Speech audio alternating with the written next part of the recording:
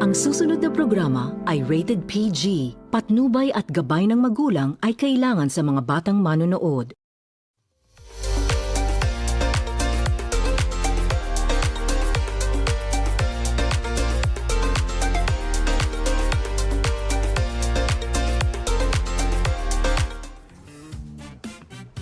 And magandang gabi, Pilipinas. It's another Thursday night and you know what it means.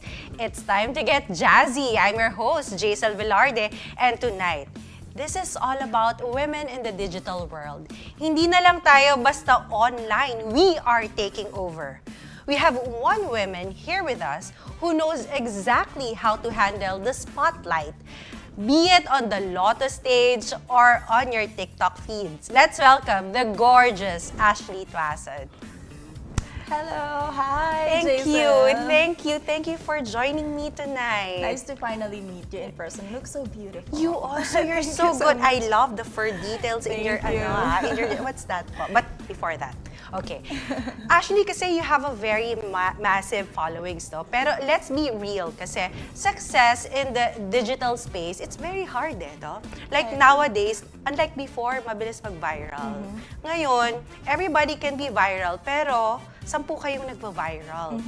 Isn't it just about posting and ghosting? How do you actually make it work?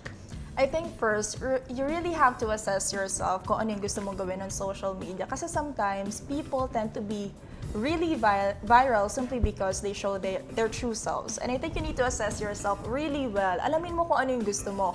Whether it be content creation, about beauty ba to, fashion, something that could be a comedy or entertainment. So I think it's important to assess yourself first before doing videos online. So for you, what you're suggesting is before you post and consider yourself as a social media personality, as I say this, no, dapat may niche ka. Yes. So people will follow you. Yes. Oo nga naman. Hindi pwedeng labo-labo lang, no? Kasi as somebody who's been working with the PCSO, how did you translate that TV energy into your personal online brand? I think for me, I could be different on social media and on Lotto hosting. Kasi when it comes to Lotto hosting, I could be energetic and fun. And I could also translate that into content creation. But for me, I also do mentoring online. So sometimes I can be serious. Yeah, Not I too love strict, that. Ako, not too off-cam, strict. kailangan tatanungin ko na si Ashley, paano ba yan? No? But not too strict, kalmado pa rin naman. And then at the same time, when I do beauty and fashion, I can be girly sometimes. So it's a different personalities when I get to show myself on social media and on Lotto hosting. Ay, nakakatuwa. So, but do you offer courses like that? Wala pa naman. You do? Yes. I actually do Q&A mentoring, beauty pageants. But I don't do it professionally. Before kasi ginagawa ko lang siya, passion ko lang siya. Parang you're just there to help co-beauty queens, ganyan. Yes. Pero Nakakatawa. recently, I got so many inquiries. So parang na-decide ko, parang gusto ko siyang i-pursue. So I just need to do some templates before I actually get to dive into the professionalism of doing beauty pageant, Q&A mentoring. Kasi actually, I also noticed na you have this very loyal following, right? What was this viral moment? Did you ever get viral or parang series of videos lahat viral? I think when we talk about viral, ayun ba yung mga million views? Kahit hindi million, kasi sometimes 100,000 viral na yun, Yes, di ba? oo nga. Sa million views naman, nag-affiliate kasi ako. Alam mo naman, uso yan, di ba, sa Yellow Basket? Yes. So may mga viral ako ng mga 1.4 something, 1.7 million, a couple of videos on Facebook. So yun yung mga viral ko pa lang, both mix of reactions Uy, ang from hirap different na rin people. nun Yung iba nga achievement na makaroon ng 1,000 views Yes, alam mo naman mahirap sa social media sometimes. You get shadow banned, so your videos aren't that visible on social media. Can you tell me how did you do that? What was it like expected na magvo-viral ka? Do you ever think na I know this video would go viral or no? Alam mo, yun yung tricky sa social media. Kasi sometimes, hindi naman ako magsisinungaling. When I actually expect myself to get viral on social media, hindi siya nangyayari. But when you least expect it, tsaka siya nangyayari. But just a quick recap of what happened to me parang years ago. I was actually an online host or live host sa You US. do live selling? Yes. Pero But US brand? Or Yes. you're based in the US? No, parang dito siya nakabase sa Manila. And then, yung mga viewers ko, US. So, foreign, dun ako nag-live hosting. Yeah. Mix of local and international, but I was focused more on international brands. So, tinuturo sa amin, paano mang budol. So, dun ko siya na-apply sa pagiging affiliate ko. Talaga? Oo. Was it better, yung mga pambubudol ng mga foreigners Oo. compared to us? There's a huge difference. For me kasi Filipinos tend to be easily get budol sa mga pinapakita natin sa social media without actually looking into the product or hindi nila nire-review masyado. Yeah. Parang minsan kasi nadadala tayo sa buy one, take one. Yes, diba? yes. Buy one, Oo. get one, 50% off sale. US or foreign viewers are more of, they want you to showcase the products really well. You have to explain it. And then when they feel like you're not genuine enough para i-showcase yung products, they're not gonna buy it. It was actually hard na mag-sell sa mga US people. Yeah. So, I'm a different person kapag nagla-live hosting ako sa kanila, and then iba rin ako pag sa local brand. Dito kasi di ba dapat hype, energetic, ayan na, parang may sense of urgency. Is there a difference ng audience, foreigners and Filipinos? Like how Yes. they interact, may difference. Yes. Parang yung difference nila, yun nga, parang US people, they want you to showcase the product talaga. They want you to explain kasi they're not gonna buy it if you don't explain It doesn't well. matter about the price. Yes, it doesn't matter about the price. They want to assess themselves, is this product effective for me? Am I gonna use it for long? Yeah. Or if this is not sensible enough for my skin, I'm not gonna buy it anymore. So I'm not gonna watch you. I'm just gonna scroll galing. and choose another live host. Kasi Parang- aminin natin, most of us Filipinas na is always into, buying online. Pag nakita natin, uy, sayang, buy one, take one, sige, add to Oo. cart. Diba? Guilty ako. Ganun kasi ako. Guilty ako. Guilty ako. Ganun kasi ako. Parang, buy one, take one na. Yeah. Ganun ako. Sometimes we tend to be a little bit impulsive when it comes to buying, lalo na pag sale. So, medyo guilty mapapabili ako. ka Right? Lalo na pag sinabi na sa'yo, last 5 pieces, last 5, Yes. makikipag-agawan pa ako dyan. Pero Ashley, you don't just only sell naman online, diba? You also share a little of your life to. How do you choose between, what you share publicly? Personally, my public posts are all about event hosting. Puro work lang. So pag makita mo yung Facebook profile ko, it's all about work because that's what I want to share on social media. But when it comes to my personal life, I get to be a little bit private kasi, alam mo, naniniwala ko sa kasabihan na what they do not know, they cannot destroy. Yes. So sometimes you have to protect your privacy because privacy is power. That's what I believe in life. That's actually my motto in life. So I love that. what they don't know, they cannot destroy. So, ibig sabihin, what you see online is Yes. not really 50%. It's just 50% I of agree. that personality, no? Content creation is a thing, Ashley, di ba? How do you stay consistent without getting burned out? Di ba nakaka-burn out, You Yes. feel the pressure, especially if you go one viral once. Parang there's an urge na you have to do viral palagi, di ba? Alam mo, I think, just a little bit of advice, you have to be kind to yourself. Sometimes kasi people tend to overwork, and that's okay. Kasi hindi natin may iwasan na we want to overwork so we can get a lot of money, di ba? We can Yeah. finance ourselves. But you need to be kind to yourself to the point that if you need to rest, you have to rest. Sabi nga nila, mental health is incredibly important. It plays a huge role in doing content creation. When you get burnt out of doing so much content and then wala ka ng pahinga sa sarili mo, what's gonna happen to you? Hindi mo mabibigay yung best mo kapag nag-content ka. Nangyari kasi sa akin yun na parang burnt out na ako, tapos hindi ko na magawa yung content ng maayos. So, nagre-reflect siya sa videos na gagawin mo. And tinatamad ka na mag-edit, tinatamad ka na mag-voice over. So, Plus the pressure sa brands, no? Do you get yes. pressure sa brands? Yeah, sometimes kasi you have deadlines. Yeah, you have deadlines, Diba? oo. Kumbaga parang if napadala sa'yo yung product this day, you have to do content or you have to Yeah. submit the deadline the next day. So you need to, kumbaga parang mag-allot ka talaga ng time para masubmit mo yung deadline ASAP. For you, Ashley, what's the biggest misconception people have about being an online sensation? I believe that everything that's happening on social media is real. And I'm talking about, alam mo yung fake news? I think being an online sensation really plays a huge role talaga sa social media. So, minsan, napapansin ko sa comment section, Filipinos, well, sometimes, most of them, don't really assess Diba? Kung ano yung nababasa nila, kung ano yung nakikita nila. So I think Yeah. for me, being an online sensation, you have the responsibility, diba, to spread the information and make sure that it's factual. So as a viewer naman, it's also your responsibility to assess the news or the reports, i-sure mo kung totoo ba yan o hindi. Yeah. Kasi sometimes, fake news can really happen. And not just about the reports, even the products that you're buying online. You can't just buy and buy because sabi ni ganito effective, diba? Yes, and in line Check with- reviews. Yes, and in line with that, the vlogs as well, I can say. Diba yung parang sometimes, eto bang pinapakita nila, is this true? Or are they Yes. being performative on social Oo nga, media? So, oo. ako, I really assess those kind of things. So sometimes, alam mo, nag-watch na lang ako ng cooking shows. Reality Ako cooking din. shows. Ang sarap manood noon. Oo. Natututo pa ako magluto. So, it's a little bit light for me. Mas nakaka-focus ako and HRM din kasi ako. So, I like cooking a lot. Wait, do you get the pressure like, example, nanood ka and then, how do I put this, how do I say this? Di ba sometimes when you watch a certain creator, parang iniisip mo, her life is so perfect. May pressure na gano'n na sana gano'n ka rin.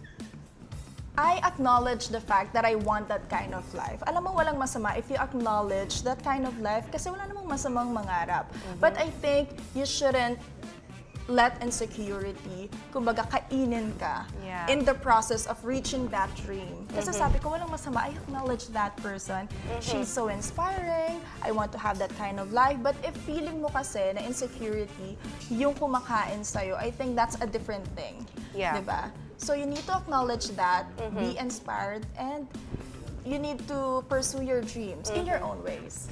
For women naman who want to start a vlog or a business online, what's the first step they should take? Alam mo, I apply this in my life. Hindi lang to sa vlogging, hindi lang to sa content creation. You will never know unless you try.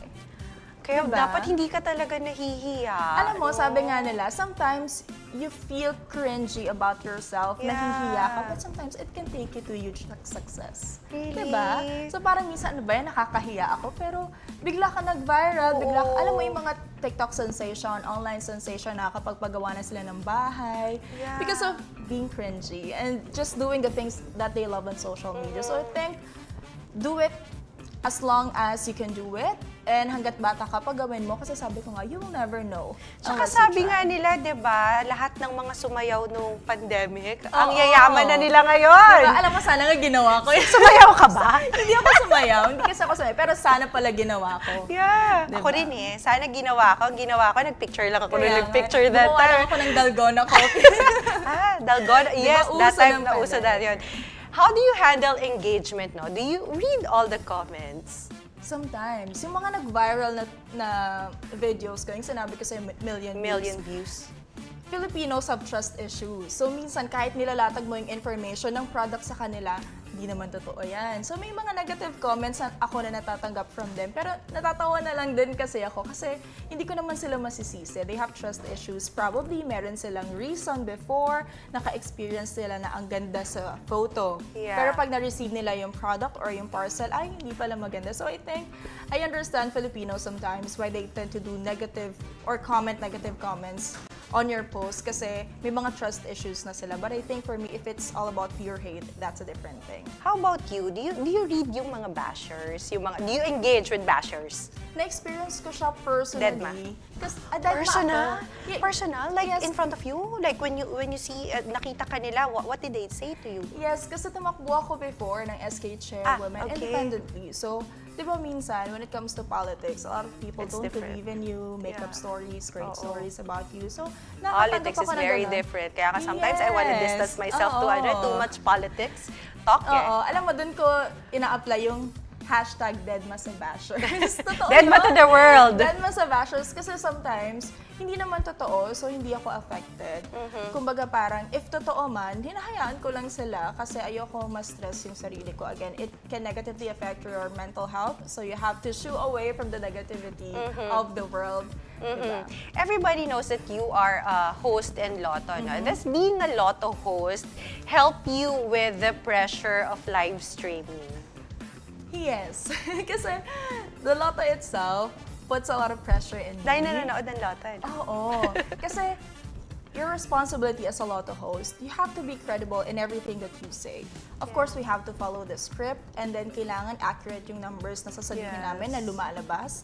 And of course, kailangan na-align yun sa naririnig dapat ng viewers. So, it puts a lot of pressure in me, but it helps me in doing content creation. So, that's a different thing. Or even in hosting. Yeah. So, sometimes, less pressure na for me, kinakabahan pa rin naman ako, but a little less na lang kapag nag-host ako. Up to now, kinakabahan ka pa din. I think it's a good thing kapag kinakabahan ka. Oo nga. Feeling ko manhid ka na pag hindi ka na kinakabahan, even just for a little bit. So, Yeah. wala namang problema if kinakabahan ka. It's nice, no? Oo, Kasi, adrenaline ba? Yung yeah, ganun. kasi honestly, if up until now, even if you're doing hostings, doing live, what do you call that? Live selling, dapat kinakabahan ka pa rin. Kasi it only means one thing, you are very passionate. Yes. That's how I define it. This has been my own words. So, anyway, in terms of branding naman, no, what are the 3 words that best describe Ashley Tuason online identity? Alam mo, for me, the 3 things I would say. First is budolera. I want to be known as budolera. Pwede, the more budol, the more money for you. Yes, but you have to make sure that you're honest to your viewers as well. Kasi I'm starting to do affiliate, and hindi naman ako kilala ng ibang tao as an affiliate. So I want to be known for that. I want people to describe me as that. Second is, I would say, classy.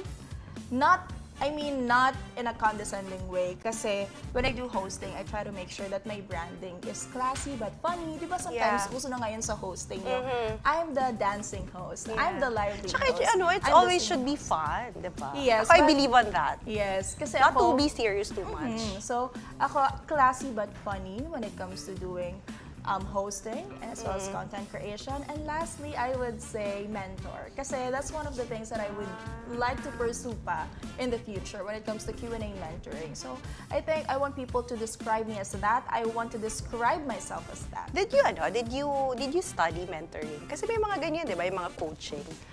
May mga courses for that. You did? It's actually based on my own experience. And I'm very proud to say that I was able to produce title holders because of my Q&A mentoring. Oh. So, it was just a passion before. Meron akong mga students before, TV host na sila ngayon. Really? So, I'm just very proud of that kasi I think it's very good that we talk about women empowerment kasi that's what I advocate for, that's what I champion for. Even when I ran SK Chairwoman, I actually want to advocate for that social inclusion and equity, and that includes men and women empowerment. So, I really want to empower women and always possible, regardless of who you are and what you are. Ang galing mo nga sumagot, parang memorize mo. Thank you. Memorize mo yung lines mo, no? Pero up next, dito sa Jazz Girls, pag-usapan naman natin ang digital safety and ethics. Paano ba nga natin to? Nabubulol ako. Paano nga ba natin mga babae poprotektahan ang ating sarili online? Lahat ng yan sa pagbabalik ng Jazz Girls.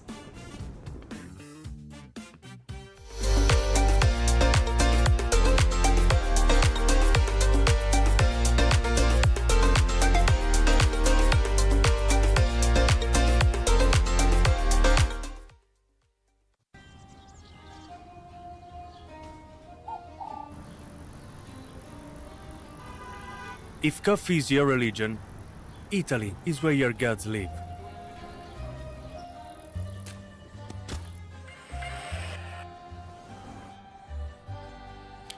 Here, we honor the barista, not the coffee machine. Because coffee is like life. It's all about how you make it.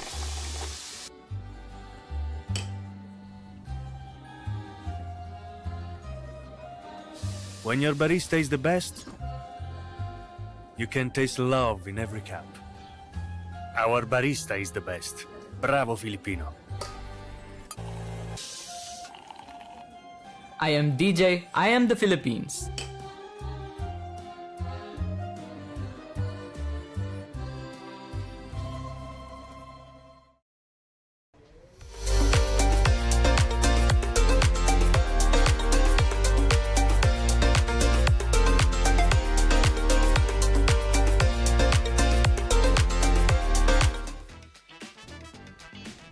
And welcome back mga ka-jazz. Now, let's get into the dark side, no? Kasi the internet can be very scary at some time, no? Especially for women. May bashers, may mga creeps, and may fake news. How about you, Ashley? How do you actually protect your peace? I try to escape from social media at times. Like what you mentioned kanina, Dedma. Yes, Dedma. And I think it was way back 2017, if I'm not mistaken. I was able to attend a seminar that talks about Oh, you data were young by that privacy. time, 2017, Yes, so it was like years ago. Yes, I was at high school, very little. But I actually got to attend a seminar that talks about data privacy.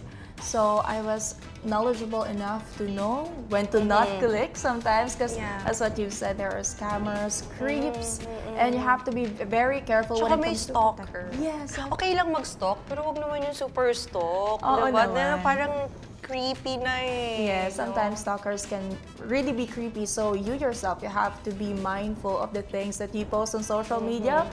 Reminder lang to all of the people out there, you don't have to share the location real time. That's one of the things that I learned. Kasi minsan baka bigla kang puntahan. Tsaka yung bahay nyo, huwag nyo na-post. I want Yes, this is just a address. tip. This is just a tip na parang, for me lang ha, kahit hindi ganun karami yung followers mo, example, you only have 100, 200 friends, no? You wouldn't know. Yes. Diba? Have you ever experienced yung mga sinasabi nilang cyber flashing or inappropriate DMs? Meron kang ganon? Yes, even in person. Kasi I did events before, yung mga... Indecent proposal. Yung mga, what do you call it, mga motorcycle shows before. I think it was in 2022. So sometimes, minsan, if ikaw yung brand ambassadress, that's how you call it, and then minsan nakala nila, if you're modeling for a brand, or if you're doing a brand ambassador for a brand, you're also open to those kind of, thing. But I don't accept it. I simply decline. I think you can just say, I don't do that kind of thing. Pero, for you, no, what's your golden rule when it comes to replying to bashers? Kasi bukod sa Dedma, there would come a point na talagang it will get into you, eh, no? Yes, Did it of ever course. happen? Yes. Do you block or ignore? What do you do? I mostly ignore because sometimes people are You don't more... block? I don't. Alam mo kung ano yung ginagawa ko? I unfollow them. Kasi you have the option to unfollow people. You're still So you're friends with them? You're still friends with them, but you won't be able to see them on social media. So your bashers are your friends? No, it got toxic on the political side. So I tend to unfollow some people. That's a different story, huh? Yes. So I don't want to unfriend them on social media. So I will just unfollow them. Kasi I think it's also disrespect. That's just for me. Iba-iba naman tayo. People are more comfortable ignoring them. People are more comfortable blocking them. But for me, I just ignore them. Sabi ko nga kanina, dead ma sa basher. So, unfollow ko lang din sila instead of just unfriending them. How do you, you secure your accounts? Kasi may we know your tips on password hygiene. Meron palang mga ganon? Or 2FA? May mga ganyan pala. Yes. Ako naka 2FA ako. Sa lahat ng social media ko. Naka 2FA ako. Facebook and Instagram. So, malalaman mo kaagad. What's 2FA, by the way? No? Para to everybody na hindi nakakaalam kung ano yung 2FA. It's two-factor authentication. So, sometimes, when you try to log into your Facebook, meron ka munang ilalog in na password or Yun yung email. You like with your OTP. OTP. Even sa bank, Yes. you do that. So, ako sa Instagram, sa Facebook, sa X, any kind of platform. What's X? Formerly Twitter. Now it's X. Now it's X. Kasi I go to Threads eh. I don't have X eh. X pala yun. Oh my Yes, gosh. formerly Twitter. So, alam Okay. na mga Gen Z na X. Pero hindi ako masyadong nag-X na. It's just that, even sa mga ganong accounts Is it ko. still a thing? Twitter? Kasi back then Yes. talaga, everybody's on Twitter. Siyempre, lahat iba BlackBerry pa that time. During Yes. my time, no? Pero, is it a thing ngayon? I Kasi think it's- I also do, I do threads. Kasi automatic when I post on Instagram, it goes to my threads eh. I think it's still a thing for those people who love to rant. lot of things. You love that. No, may nakikita ko before. Yung Twitter, nung active pa ako doon, it was just for a fan account. I used to be a huge fan of One Direction, a boy band. Oh, So para yes, mapansin me nila too. ako, Oh my gosh, One Direction. So bias ko sila. So for me, mapansin niya ako, nagtutweet ako thousands of times, same templated answer like, roses are red, violets are blue, the only thing I want is a follow from you at Niall Horan. So that's what I do. Wow, ibang level ka pala, no? Ganun ako Nag-fangirl before. ka pala, no? Yes, nung active pa ako sa Twitter. Pero Kaka-proud now- ka naman. You're not shy to say that. Yes, kasi naman ako sa, ewan ko, Jejemon yata, ewan. We all go through that. And kung hindi dahil dun sa little girl. But there's nothing wrong becoming being a jejemon, diba? At some point of our Parang life, ganun even lang. the most social person, feeling ko may pagka-jejemon din sila. Mga ganun lang before. Mga photos pa ako para mapansin ako nung 1D member. Pero Ashley, as a public figure, how do you handle fake news or rumors spread about you on social media? Did it ever happen? Yes, and that's what I mentioned, a while ago. You need to assess the news. You need to assess the article. Is it true? Is it factual? Is it sensible for me to read this kind of news? Kasi I think yun yung lacking ngayon sa panahon ngayon. Kung ano lang yung nakita natin. Alam mo ba yung mga parang sa artista na they quote etong sinabi daw na artista na Pero to, not in true reality, naman. hindi naman totoo. Yeah. And then when you actually get to check the comments, naniniwala sila, nagagalit sila dun sa celebrity. Oo nga, So, for me, it's so saddening to think that some people don't assess what's happening on social media. And I think we really have to be credible for it. We really have to be aware. So, sana maging responsible tayo. More responsible when it comes to talking about it. Pero ibang level ng fake news ngayon. Galing din Oo. eh. It looks so real. Even AI can be Yes, yung mga form of video-video. No? Ang galing ngayon, no? Pero ikaw, how do you handle fake news? Kasi, di ba, sabi mo, dead ma to the world, dead ma to the bashers. So, talagang totally dead ma. Alam mo, fake news can also happen. Siguro para makarelate yung nanonood sa mga group of friends, even sa mga barkada. So for you to be able to not believe in the news immediately, you have to know the other side of the story. Yeah. Again, it's all about assessment. Sabi nga nila, there's always not just 2, 3, 4 sides of the story. Yes. The Diba? other side of the story, your side of the story, and the truth. So that's- BBTinin namin muna Yeah. kayo dahil sa pagbabalik ng Jazz Girls, mas may palalalimin pa natin ang pag-uusapan natin. Diyan lang kayo.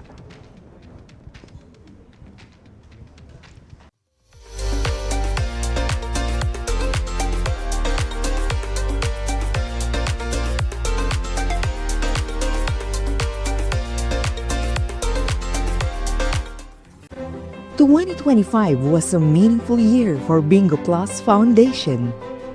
As our purpose grew, it was time for a new chapter. Introducing DigiPlus Foundation. Education is the bridge to opportunities. Through the Future Smart program, we empower learners and educators nationwide. At DigiPlus Foundation, we multiply learning for a better future. Healthcare should come with no barriers. Kalusugan Plus delivers medical missions, and Embrace Plus mental health support, which empower every Filipino through compassionate and accessible healthcare. At DigiPlus Foundation, we multiply healing. One patient, one community at a time. Every dream deserves a chance. In Wish Plus, we grant wishes, empowering individuals, families, and communities together with their partners. At DigiPlus Foundation, we multiply hope, dignity, and possibilities. Disasters don't wait. Through the Bayanihan Plus program, we mobilize immediate response and recovery efforts. At DigiPlus Foundation, we multiply the spirit of Bayanihan across the nation. DigiPlus Foundation is committed to delivering on our promise to bring help within everyone's reach. When support becomes accessible, impact doesn't just grow, it multiplies.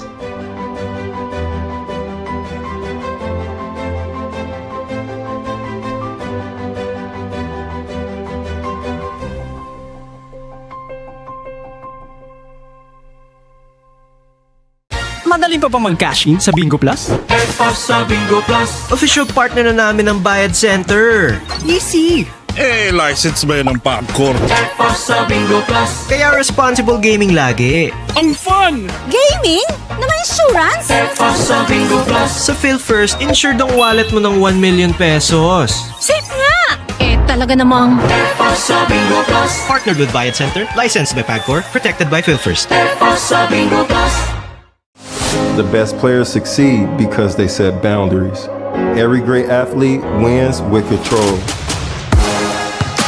Always have a game plan.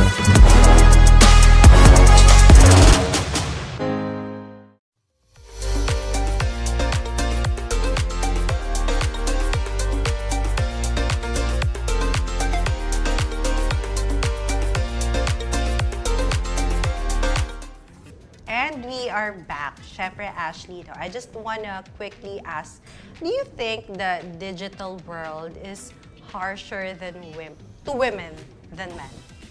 I think so. I think we are more prone to harassment in all forms, but I am not neglecting the fact that men are being harassed too. But it's just that for me, based on what I'm seeing on social media, even with the current news of, I don't know if I'm allowed to say that accurate is, I don't think that's right for you to verbalize those kind of things to women, given the fact that it's Women's Month, right? So harassment in all forms is something that we should not do.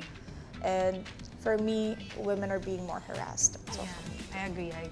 What's your advice for girls who are currently being bullied or harassed online? Kasi you cannot deadma. At some point, may mga talaga, lalo may mga bata ngayon, it gets into their head. Yes, and I think for me, if you feel like you're not comfortable enough, kasi ako, hindi mo pwedeng i-imply sa lahat kung ano yun na experience mo as a person. Some people, pwede siyang i-deadma like me.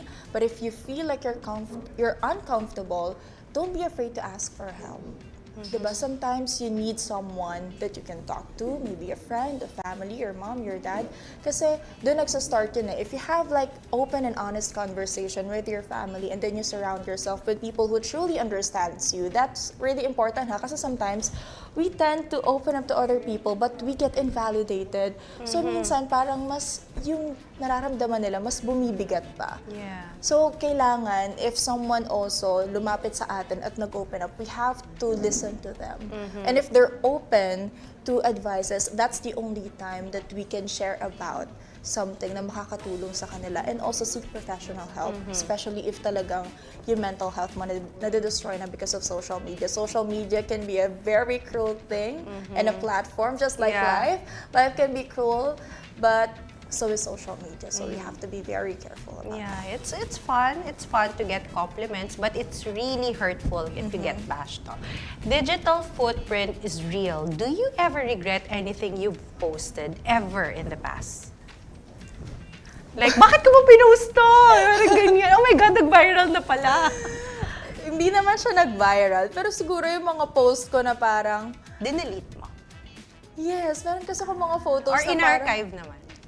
May mga dinelete ako, may mga in-archive ako, parang ano ba, hindi pala ako maganda dito. Yung mga gano'n, na parang, ay, hindi pala siya ka-post sa social media. Kasi when you're young, you're not aware of what you post on social media, even with your looks. Yes. So sometimes kasi ino-okray ako ng mga friend ko. Di ba may mga ganun tayo na ina-up nila yung mga dati nating post. So sabi ko, archive ka sa akin. I-delete mo na kita. Or kaya nung panahon na yung gandang-ganda ka sa sarili mo, tapos na-realize mo 5 years from now, hindi pala masyado. Yes, so mga ganang bagay lang naman. Kasi nga sabi ko, parang even before, I don't really post about personal life. Even before, hindi na talaga. Like yung mga personal achievements. Kasi ako yung mga nanay natin, so mga nanay, di ba, mga tita. Gusto natin pinapost yung achievements sa mga anak. So your mom with you, your case, whether you're an outstanding student, you never posted it? I post more of that. Works lang. Pero yung mga works. personal experiences, I really don't post it. Yung mga problems. Kasi di ba minsan gusto lang na iba chismis lang. So I don't post about it. Pero yung mga dati ko na parang nakikringe ako, yung mga profile ko si Bruno Mars, tapos naka-edit ako sa gilid. Yung mga ganun Ginawa mo yun? Sabi ko nga, I'm a Ang huge cute fan mo. of One Direction as well. So para merong picture si Niall Horan, and then ako nasa gilid nakaganan kasi gusto ko lang ng picture sa kanya. And then in-okray nga ako ng mga friends ko kasi ba't ko daw ginawa yun? Well, that's what you do if you're a big fan of One Direction. You never know kung ano yung ginagawa. Tsaka yun yung what makes you feel happy that time eh. Cute naman eh, And that's diba? being a fangirl. That's being a jazz girl. Yeah. Correct, jazz girl, no? Pero how do you distinguish yung between constructive criticism and pure hate? Kasi that's different eh. That's two different things. I think for me, constructive criticism, say for example, if sinabi sa akin with the intention of wanting me to improve, of wanting me to do things better, then that for me is constructive criticism. And then pag sinabi sa'yo, Ash, I don't think this is good for you, maybe you can do an action plan for you to improve it. That for me is constructive criticism. But if you are just pointing out faults, diba? And kumbaga parang binabash mo ako, parang, oh, ito yung mali mo, ganyan-ganyan, and you're not doing something about it, there's no action plan. That for me is pure hate. And then if also includes something that is below the belt, sometimes kasi people tend to, you know, say something about you, want to improve you on something, pero parang may mga bad things pa sila na sinasabi sa'yo. That for me is pure hate. Constructive criticism for me, it's all about the intention. That's one thing that I learned from a friend. Alam mo, lahat tayo, meron tayong intention sa isang tao. But you need to think about it very carefully. What is my intention? Bakit gusto ko itong sabihin kay Ash? Ako as a friend, I want to be genuine. Sasabihin ko to kasi gusto ko lang siya mag-improve. If you're a hater, sasabihin mo lang siya basta-basta without thinking about the words that you say. Whether it be in person or social media. So I think that's the difference between the two. When somebody talks about hate about you, no? Do you just nod, agree, but at the back of your mind, hindi naman pala. Do you do that? Or you just say, lumalaban ka ba, in short? Example, if na-feel mo, if it's pure hate, do you patol? Alam mo, if... Or dead ba? If that was Ashley in 2021, I would say magnanod lang ako. Kasi people pleaser ako before. But if you're talking about Ashley, The empowered Ashley Tuason. 2025, hindi naman kita yung parang i-confront. But if I know something is right, if kailangan kong ipaglaban, it's always in a nice way. You can always talk to other people in a nice way. Sasabihin ko na, alam mo, this is what I felt.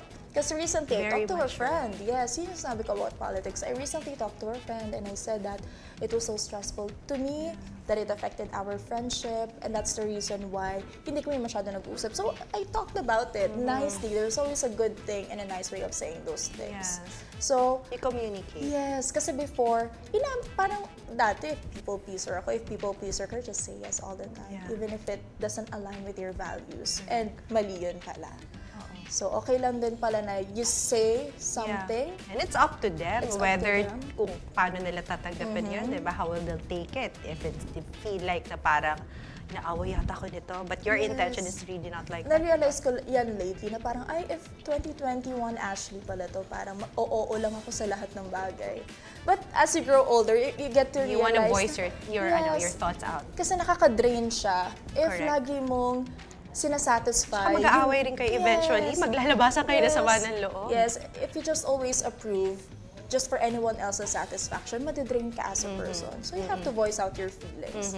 Now, we talked about protecting your location. No? How about you? How do you actually protect your location? Kasi sabi mo kanina, hindi mo sinishare online, what do you call this? Real time, online, your location. And what if somebody sees you, nag-picture sa'yo? No? Hindi mo naman avoid yan eh. Okay lang, wala namang problema. Pero ako lang, siguro, well, ako lang. Say for example, if mag-travel ako, magpo-post ako ng location. Kasi diba sa Instagram, you get to do that. Yes. Pag nandun na ako, kunwari yung nasa car, halimbawa nagda-drive ka, pero nakauwi na ako noon. Tapos ipopost ko na lang yung driving ako right after makauwi na ako. Siguro naging habit ko lang naman yun. So para, siguro I think it's also a form of protecting my privacy din. Pero if sa mga events naman, kasi minsan may mga real-time events, gaya nga ng sabi mo, hindi maiwasan, that's okay with me. Di ba lagi na lang tayo Focus. magpe-pray for our protection Yes. and health. And hindi ko naman lagi i-consider na lahat ng tao sa paligid ko ay masama or may bad intention toward me. It's just that, well, ganun lang siguro ako, nakasanayan ko. I think for some people, I believe that they also do the same thing. Yung mga lumilipad sa eroplano, di ba minsan, yung ticket nyo, isa-story nyo. Pero Yes. nakalipad na, kailangan nakapasa ka muna sa immigration. Correct. Parang ganun ako. So, parang pag nakapasa ka muna sa immigration, Tsaka mo sa tsaka mo story. ipopost. Kasi Tsaka mo yun- post Oo. story, yes. Kasi mamaya nag-post So, ka buti na. na lang medyo tamad ako mag-post. Late poster ako palagi. Talaga. So, that's a good thing. Pero if you could report one type of behavior to the internet police forever, what would it be? As what I mentioned earlier, harassment in all forms. Kasi it can happen in different forms, verbal, sexual, right? So, sometimes people can be so comfortable on social media when it comes to bashing. Parang, hindi sila napaparusahan kasi nasa behind sila ng mga monitors and screens. So, they don't take full accountability for what they do. Kaya nga, di ba, minsan pinapatrack sila, sino ba tong basher na to? Naggrabe na yung ginagawa niya.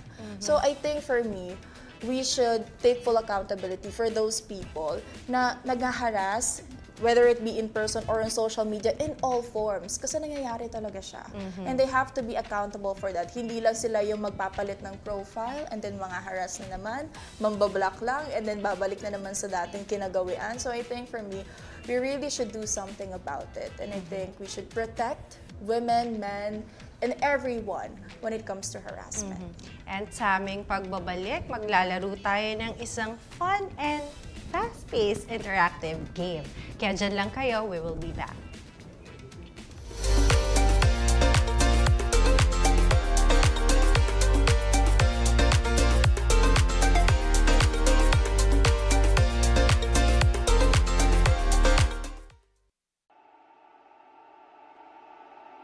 Fall in love with Metro Manila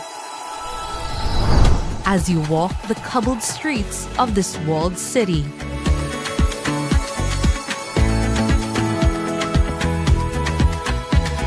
Where you can find peace inside old churches built hundreds of years ago. Within the city are refreshing pockets of nature.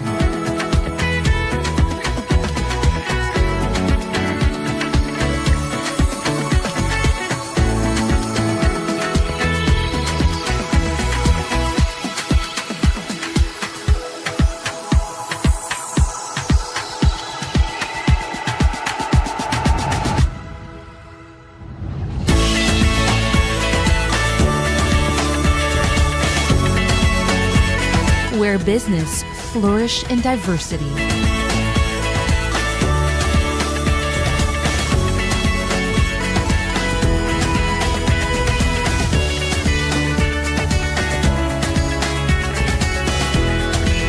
Where new friends meet. A city where you'll keep coming back for more.